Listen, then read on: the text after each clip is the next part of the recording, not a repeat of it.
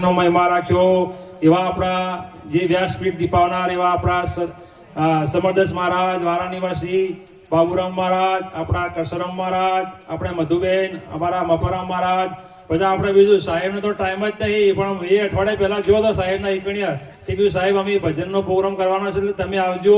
તો સાહેબ પણ આવ્યા, એ બદલ ખૂબ ખૂબ ધન્યવાદ છે સાહેબને. આપણા સંત માતા, પછી અમારું મામવાળા ભક્ત મંડળ કે હું તો એક બહુ ખુશ થઈ ગયો કે આટલી અમારી બહેનો આવી, અમારા ભક્તો આવ્યા, એ બદલ એમને પણ ખૂબ ખૂબ ધન્યવાદ છે.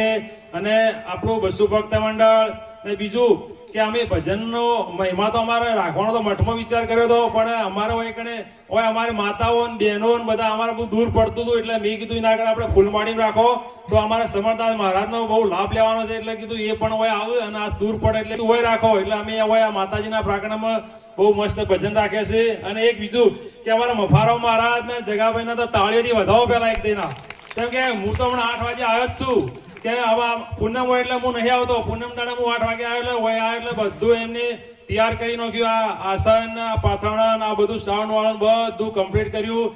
અમારું ટોકરિયા ભક્ત મંડળ, પછી અમારા હીરોભાઈ આયા, ટેટ પાલનપુરથી આયા, પછી આ સાઉન્ડ વાળા અનિલભાઈ, પછી આ વેડિંચાથી સાઉન્ડ માસ્ટર સબીરભાઈ, જે બદલ બધા આયા એ બદલ ખૂબ ખૂબ ધન્યવાદ છે.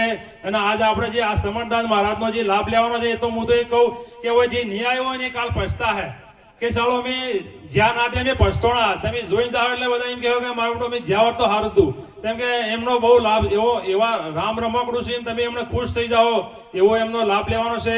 એટલે જે પણ બધા આવ્યા બદલ ખૂબ ખૂબ ધન્યવાદ. ગુરુ મહારાજ માતાજી બહુ એમને સુખી રાખે, એમના ધનના ભંડાર ભર્યા રાખે, અને માતાજી ગુરુ મહારાજ એમનું બહુ નિરોગી આરોગ્ય બહુ તંદુરસ્ત રાખે. અને જે સાહેબ કીધું કે વ્યસનથી દૂર રહેજો, તો આપણે તો બધા વ્યસન વાળા જ છીએ, તો મહેરબાની કરીને જે પણ પ્રકારનું વ્યસન હોય તો વ્યસનથી દૂર રહેજો એવી મારી એક નમ્ર વિનંતી છે.